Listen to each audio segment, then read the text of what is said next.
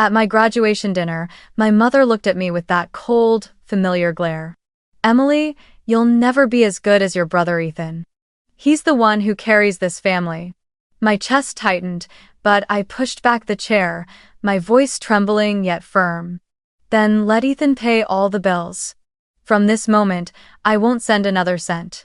The room froze. Forks hung in midair, my mother's face twisted in disbelief. What money?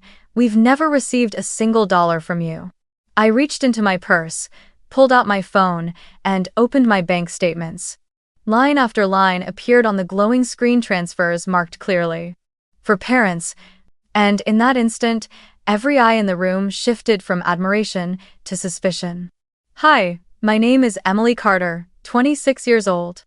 I was born and raised in Pittsburgh, Pennsylvania, in a small house on the edge of the industrial city once known for its towering steel mills releasing smoke every morning.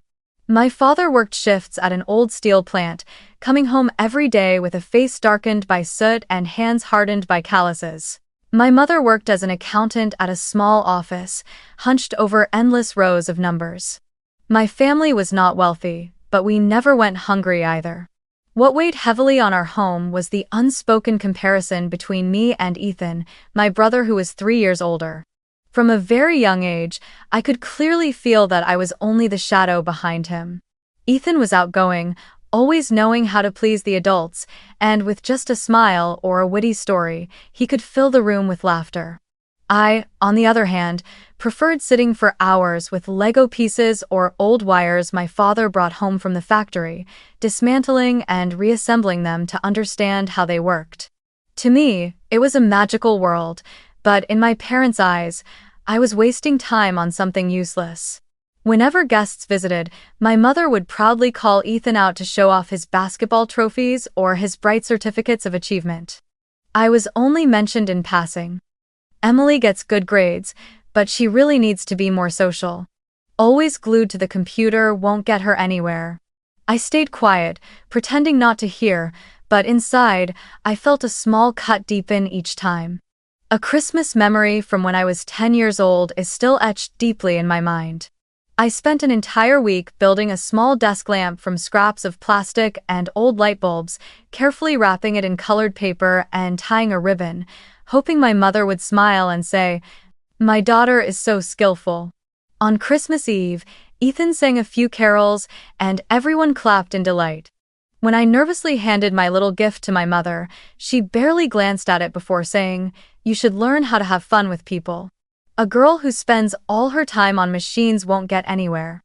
One day, it'll even be hard for you to find a husband." I forced a smile, but once I stepped into my room, tears streamed down my face. The small lamp glowed brightly, but it couldn't light up my heart that night. Things weren't much better in elementary and middle school. I loved science classes, loved assembling simple circuits in the lab, while Ethan was celebrated as the promising captain of the basketball team. Each time we brought home invitations for parent-teacher conferences, my parents eagerly attended Ethan's, while mine was brushed off quickly. Once, my science teacher praised my research skills and awarded me first place in the school science fair. I carried the trophy home, my heart racing with the hope of finally making my parents proud. But that very day, Ethan scored the winning point in a basketball game, and my parents spent the whole evening celebrating his victory. My trophy was left on the shelf, slowly gathering dust. The older I grew, the clearer the difference became. Ethan was always the center of attention at family gatherings, while I would quietly sit in a corner, listening to endless stories about the talented son of the Carter family. Many times, relatives would casually remark, "Emily is sweet, but she's so plain, nothing like her brother." I would force a smile, but those words carved themselves into my memory, each one like a blade etching into the walls of my soul. I began to withdraw, speaking less, sharing little about the things I loved. In my small room, I kept nurturing my passion for technology. I dismantled old radios, studied their inner workings, and tried soldering wires to produce distorted sounds from tiny speakers. I wrote simple lines of code on my aging computer, feeling as if I could create an entirely new world. But when my mother happened to catch me, she only shook her head and said, "A girl needs to learn how to communicate if she wants a future." I stayed silent, though inside, a storm raged. Was my worth really measured only by how much I resembled Ethan? There were countless nights I lay awake, wondering if I was an unwanted child, born merely to serve as a shadow to the family's golden boy. I longed for a hug, a word of recognition, but instead I received cold glances and constant comparisons. Over time, I taught myself to bury my emotions, building an invisible wall to protect what was left of me. Yet no matter how hard I tried to be strong, deep down, I remained that little girl still asking, will there ever come a day when my parents truly see me, not as a pale copy of Ethan, but as Emily, an individual with dreams and value of her own? My years at Pittsburgh High were a mix of excitement and anxiety. The school was vast, its hallways always echoing with laughter and chatter from close-knit friend groups, and the cheerleaders brought an electric energy before every basketball game. While many girls my age were drawn to makeup, dating, or lively art clubs, I found refuge in the science lab and the robotics club. Those were the spaces where I felt safe, where the soft whir of tiny motors, the faint burnt scent from a soldering iron, and the strings of simple code gave me the sense that I was creating something meaningful. In the lab, I wasn't compared to anyone. I wasn't forced to be charming or funny. I was simply Emily, the girl who loved technology, patiently assembling chips and gears until the robot managed to take a few shaky steps across the table, moments that made me feel as if I had conquered the world. But that quiet joy stood in sharp contrast to the image of Ethan, my brother 3 years older, who had become the symbol of the entire school. Ethan joined the basketball team, and with his height and confident social skills, he quickly rose to the status of school star. He wasn't just good at sports, he was often chosen as the MC for major school events. On stage, microphone in hand, his bright smile and captivating voice could electrify an entire auditorium. Teachers adored him, friends admired him, and every time I walked through the halls and saw all those eyes filled with admiration for Ethan, I felt smaller than ever. There was a time when my robotics club team successfully built a small robot that could sort objects by color. We were chosen to present it at the school's annual science fair, an event I had been looking forward to for months. The night before, I was so nervous I couldn't sleep, picturing my parents in the audience, watching me stand on stage with confidence, and maybe, just maybe this time they would say, "Emily, we are proud of you." But when the presentation began, I looked down at the seats I had reserved for them and saw only emptiness. My heart sank, but I pressed on with the presentation, my hands trembling as I held the little robot. After the ceremony, I called my mother. She spoke casually, almost dismissively. "Sorry, Ethan had an important game today, and we had to be there to cheer him on. Next time, make sure you let us know earlier." I stayed silent, swallowing the sob lodged in my throat. Deep down, I knew there would never really be a next time meant for me. At school, I withdrew further into myself. While Ethan was praised by teachers as a shining example, the comments I received were always the same. "Emily is a good student, but she's too shy. She should learn to be more like her brother." That sentence, repeated like a broken record, spoken by teachers, echoed by my parents, reinforced by relatives until it became a haunting refrain. Each time I heard it, I felt another piece of my worth being erased, as though I could only be recognized if I became a copy of Ethan.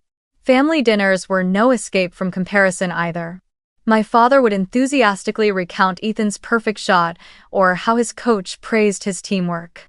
I wanted to share that my robotics team had just found a way to improve our sensors, but the moment I opened my mouth, my mother cut in. "That's enough, you can talk later. Your father's telling us about Ethan." I quietly closed my notebook, forcing down the lump in my throat. Little by little, I stopped wanting to share anything at all, knowing no one would ever listen. Sometimes, I wondered if I was simply too invisible, or if my parents' love had a limit enough for only one child. I didn't hate Ethan. Deep in my heart, I still loved my brother. But the constant favoritism covered that love with a layer of dust, turning it into distance. What I longed for was just one moment where my parents would look me straight in the eye and say, "Well done, Emily." But that wish remained nothing more than an echo in my mind, never becoming reality. By the time I finished high school, I had quietly promised myself that I would step out from under my brother's suffocating shadow and carve out a path of my own, proving that my worth did not depend on comparisons. That chance came when I received my acceptance letter to study computer science at the University of Washington in Seattle, along with a partial scholarship. It was a sweltering summer day, and I sat in my small room in Pittsburgh, staring at the letter with trembling hands. I knew this was my ticket out, away from endless comparisons, away from the look in my parents' eyes that only lit up for Ethan, and toward a place where I could finally breathe.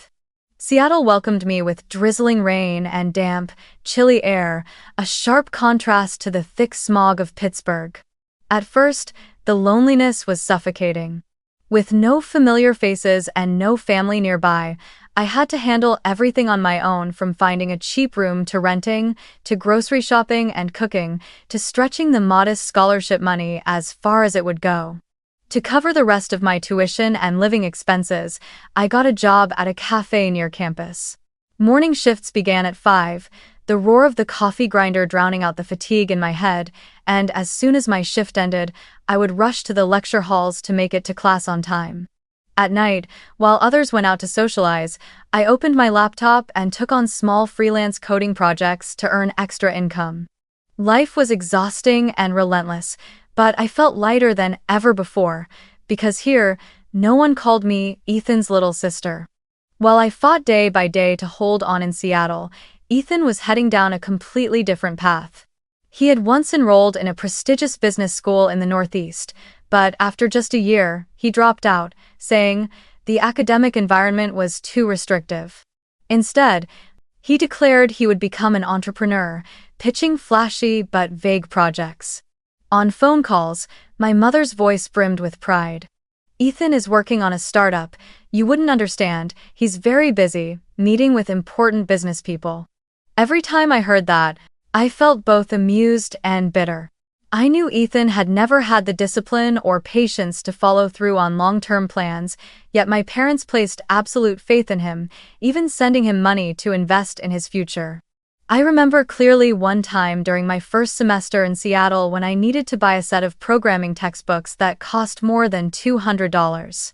It was an amount I simply couldn't afford after paying rent and groceries. I hesitated for a long time before finally calling my mother, hoping for at least a little help. But her response left me frozen. "We're sending money to Ethan so he can expand his project. You'll have to manage on your own. You're smart, you'll figure it out." Her voice was gentle, as if it were the most natural thing in the world. I sat motionless for hours, tears dripping onto the keyboard, unable to understand how my parents could so easily pour money into his vague ideas yet refuse when I needed books for serious study. In those moments, I asked myself if my worth had ever mattered in their eyes. I worked myself to the bone, living so frugally that many nights I survived on instant noodles, yet they never once asked how I was managing.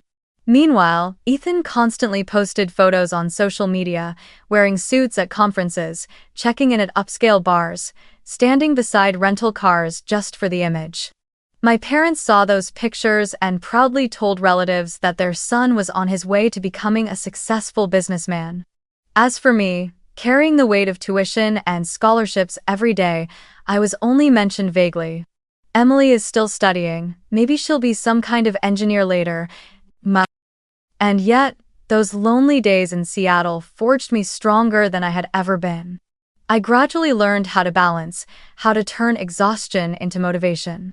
After every cafe shift, I returned to my tiny rented room, brewed a cup of hot tea, opened my laptop, and sank into the world of algorithms. Seeing my code run successfully was the only medicine that convinced me I was on the right path. My classmates were often surprised at my persistence, calling me the Steel Girl, perhaps meant as a joke, but it still made me smile. I knew that only knowledge and effort were true foundations, not the hollow boasts Ethan used to draw attention. 4 years of college passed, and I not only maintained my scholarship but also gained valuable work experience through freelance projects. I managed to cover all my expenses without relying on anyone. I even saved a small amount in case my parents ever needed help. I always believed that one day, when they saw me standing firmly on my own, they would realize that true worth is not in showmanship but in persistence and sincerity. Yet deep down, I also knew it might take a lifetime to convince them, people who had grown accustomed to placing their faith in glitter and overlooking what was quiet and steady. When I held my bachelor's degree in computer science in my hands, I felt as if I had finally reached an important milestone in my life. The grueling years in Seattle had given me a resilience I never thought I possessed. And as a fitting reward, I received a job offer from a mid-sized tech company in San Francisco specializing in cloud computing solutions. It wasn't a big name like Google or Facebook, but for me, it was the doorway to a stable life and the chance to prove I could stand on my own without anyone's backing. I moved to the Bay Area with 2 suitcases and a heart full of hope. Life in San Francisco was far more expensive than in Seattle, from rent to even the simplest meals on the street. I rented a tiny apartment in the Mission District, barely 25 square meters, just enough for a bed, a desk, and a window overlooking an alley painted with colorful graffiti. I woke up early each morning to walk to the BART station, squeezing into the crowd of commuters heading downtown.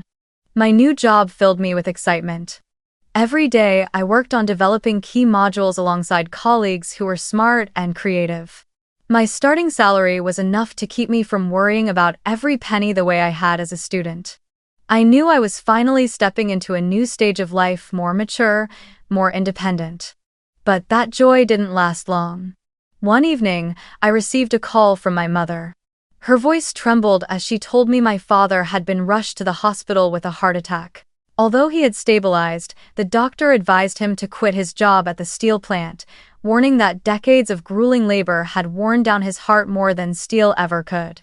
I sat quietly by the window of my apartment, staring at the flickering lights of San Francisco, my chest heavy with guilt.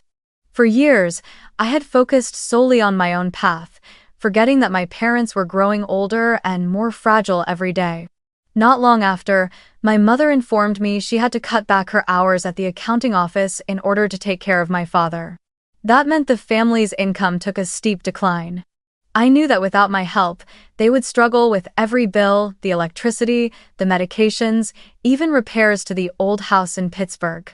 Without hesitation, I decided to send home between $2,000 and $2,500 from my paycheck each month. It was no small amount, especially with San Francisco's crushing cost of living, but I knew I had no choice. I didn't want my parents to worry about basic needs while their health continued to decline.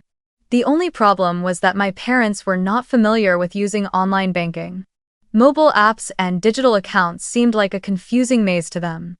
I tried guiding my mother over the phone, but she only sighed and said, "I don't understand all those buttons. What if I make a mistake?" While searching for a solution, I immediately thought of Ethan, since he still lived in Pittsburgh and often visited our parents. I called him and explained that I would transfer money into his account each month, and his job would be to withdraw it in cash and hand it directly to our parents. After listening, Ethan laughed and said, "That's nothing, Emily. Leave it to me, I'll take care of Mom and Dad for you." His confident tone gave me a sense of reassurance. Deep down, I held on to a simple belief. Ethan might be lazy, boastful, and careless, but he was still my brother, the one who had shared childhood with me in that old house. I trusted that no one would ever betray their own parents. So from that month onward, I began sending a large sum regularly into Ethan's account, always noting clearly, "For parents." Each time I pressed the transfer button, I imagined my mother using that money to buy my father's medicine or pay the utility bills, and I felt a little more at peace. To keep up with this commitment, I had to cut down nearly all personal expenses. I no longer dared to eat out often, choosing instead to cook simple meals at home. I declined outings with colleagues to save every dollar. Some months, I hardly bought anything for myself, not even something small like a new dress. But I never complained. Every time I heard my mother's voice sound brighter, telling me my father had enough medication, I felt that every sacrifice was worth it. Sometimes, in the middle of my hectic work schedule, a flicker of doubt crossed my mind. Ethan often posted photos on social media dressed in sharp suits, driving luxury cars, and drinking at expensive bars. I couldn't help but wonder how could he afford such a lavish lifestyle when his startup had no real stability. But then I reassured myself, maybe he had found a good partner, or perhaps he had secured some investment. I didn't want to think poorly of my brother, didn't want to let trust turn into suspicion. Deep down, I believed that sending money through Ethan was also a way to bridge the gap between us. Maybe it would help him feel a sense of responsibility, teach him to be more grounded, and show him that I trusted him too. I hoped that this trust might create a new bond between us, siblings, after so many years of me feeling abandoned in his shadow. I didn't realize then that this very trust would soon become the greatest mistake of my life.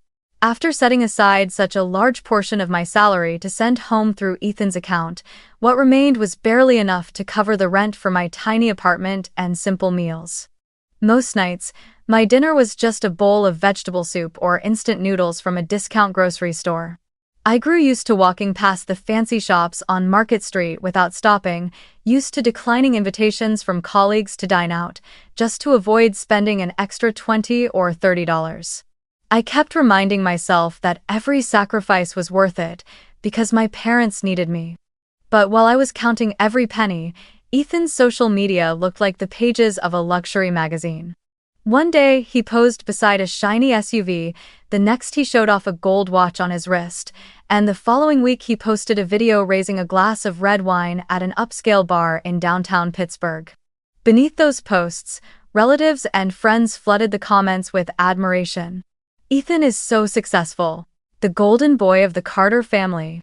Every time I stumbled across them, I felt a mix of confusion and bitterness.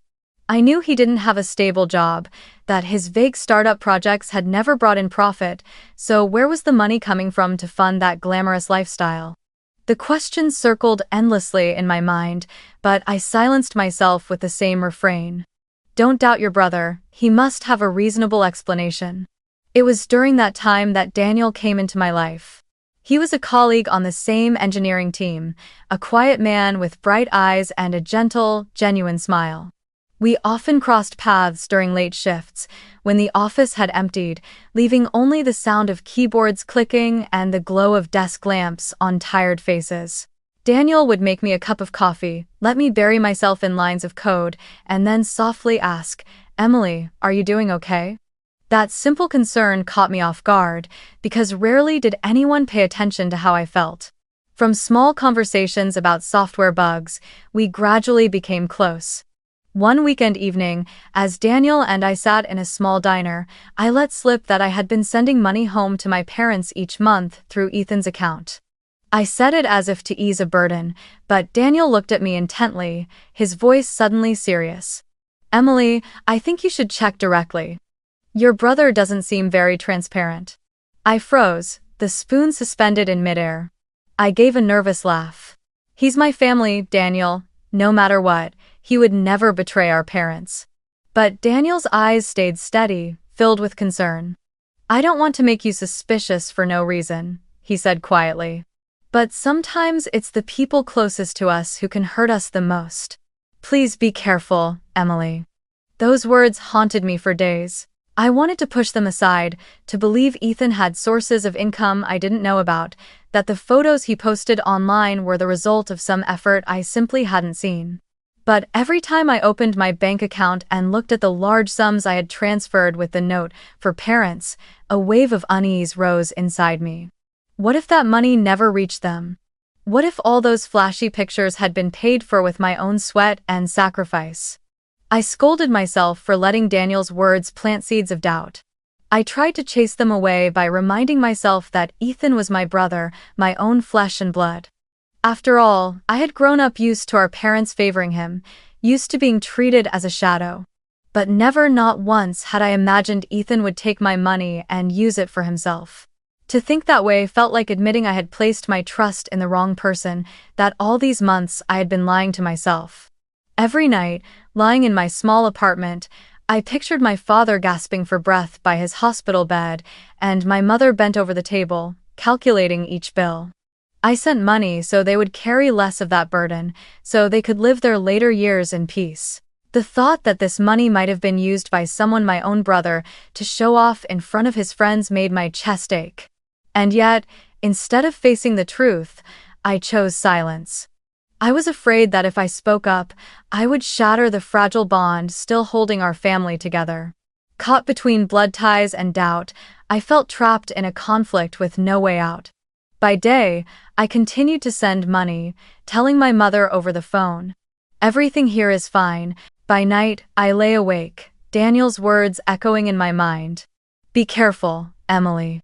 I tried to convince myself I was right, that this trust would not be betrayed. But deep in my chest, a nameless fear grew larger each day, waiting for the moment to break free. 2 years later, after beginning my graduate program at Columbia University, I had endured countless nights in the Morningside Heights Library, exhausting programming labs, and summer jobs to cover tuition. When I finally held my master's degree in computer science, I knew I had gone further than my family had ever imagined. To mark this milestone, I decided to host a small dinner at an Italian restaurant on Columbus Avenue, where the soft yellow lights washed over brick walls, creating a warmth just right for family. I reserved a long table, carefully arranged the menu, and sent out invitations, hoping only for a peaceful evening where my parents might smile and feel even a little proud of me. That evening, the atmosphere at first was truly lively. Relatives gathered in full, glasses clinked together in a chorus of toasts and laughter. Ethan, as always, arrived in a tailored suit, polished shoes, and a gleaming watch that sparkled under the lights. Instantly, he became the center of attention. Aunts and uncles showered him with praise, calling him thoughtful, always looking after his parents, repeating again and again that it was thanks to Ethan that the family remained steady. One relative even clapped my father on the shoulder and said loudly, "You two are so blessed to have such a dutiful son, sending money home every month and taking such good care of you." The table erupted in laughter, and every gaze turned toward Ethan, filled with admiration and pride.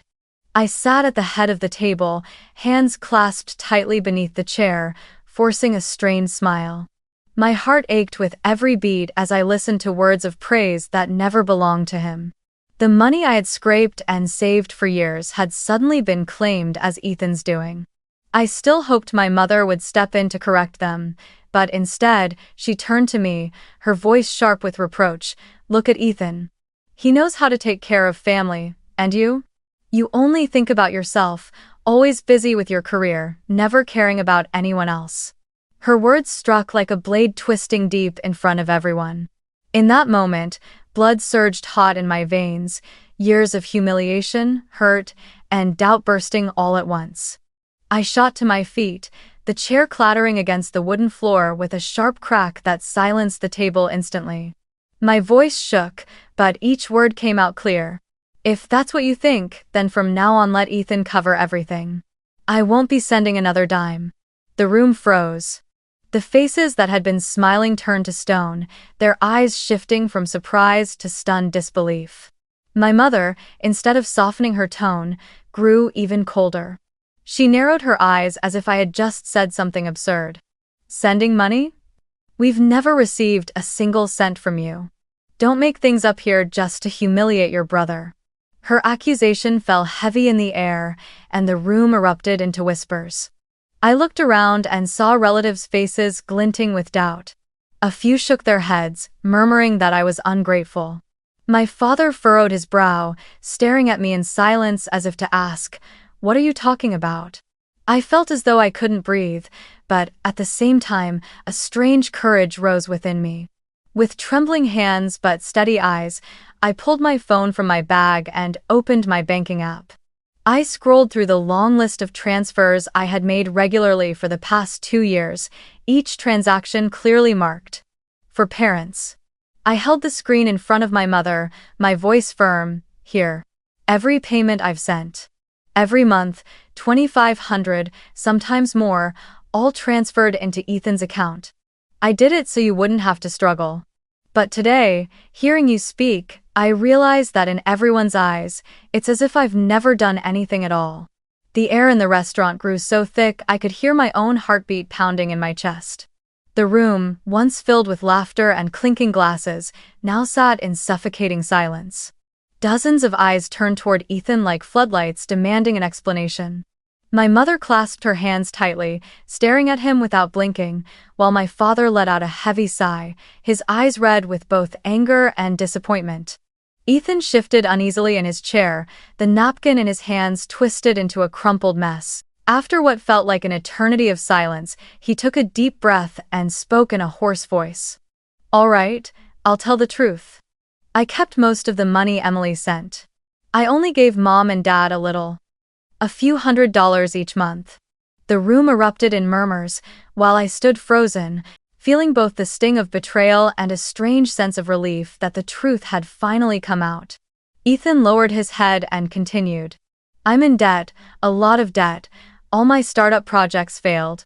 I used that money to pay what I owed, to keep up appearances, to make everyone believe I was successful. I didn't want Mom and Dad to be disappointed in me." My mother sat as if struck by lightning, tears spilling uncontrollably as she buried her face in her hands. She sobbed. "Oh God, all this time I blamed the wrong child. I didn't believe you, Emily. I even scolded you, said you were selfish, that you only thought about yourself." Her voice broke with regret. I looked at her, my chest tightening. For years, I had only wished that she would see my efforts just once, and now, when it finally happened, it came wrapped in pain. My father, usually a man who hid his emotions, could no longer contain himself. He slammed his hand against the table, his voice shaking. "Ethan, you have shamed me. Your sister worked herself to the bone, sending money to help us, and you took advantage of her. All these years, your mother and I have been blinded by the hollow shell of your so-called success." His words made Ethan bow his head even lower, his shoulders trembling. I took a deep breath, knowing this was the moment I had to draw a line. I couldn't let the matter end with just a few apologies. Looking directly at my parents, I spoke calmly but firmly. "I will continue to help, but I have 3 conditions. First, from now on, there will be no more comparisons between me and Ethan. I am Emily, not a lesser copy of my brother. Second, every form of support must be transparent. I will send money directly into your account, or I will pay the bills myself. I need to know exactly how the money is being used. And third, Ethan must take responsibility too. If he truly wants to be part of this family, then he must contribute to caring for our parents, not just live off a facade of success." The table fell into absolute silence. My father slowly nodded, his voice choked. "You're right, Emily. From this day forward, there will be no more comparisons. We were wrong to let you bear so much hardship all these years." My mother was still in tears, but she clasped my hand tightly, her voice trembling. "I'm sorry, my daughter. I promise to change. You've done so much for this family and never received recognition. I don't want to lose you." I squeezed my mother's hand, my heart torn between pain and relief. The words I had waited my whole life to hear were finally spoken, though in circumstances no one would have wished for. Ethan lifted his head, his face flushed with shame, eyes brimming with tears. He stammered. "Emily, I'm sorry. I shouldn't have done that. I was selfish. I let you carry the burden that should have been mine. I promise I'll change. I'll find a proper job, I'll start truly contributing to Mom and Dad. I don't want to lose this family." I looked at him, conflicted. Part of me wanted to forgive, but another part couldn't forget the bitterness of betrayal. Yet at the very least, I saw him bow his head for the first time, instead of holding it high with pride. The relatives sitting around the table, once the audience to the performance, were now silent. A few lowered their heads, embarrassed by the praise they had showered on Ethan all evening. The applause was gone, replaced by uneasy glances in my direction. One aunt sighed softly and whispered, "Emily is the one who carried this whole family." I drew in a deep breath, feeling a weight lift from my chest. I wasn't joyful, nor did I feel victorious, but I knew I had reclaimed my own voice. My parents nodded in agreement with the conditions I had set, and Ethan bowed his head, promising to change. It was the beginning of a new chapter, one where truth had been laid bare and old wounds had the chance to heal. After that turbulent graduation dinner, I knew things could never return to the way they were, but I also realized I needed to take the lead in building a new foundation for my family.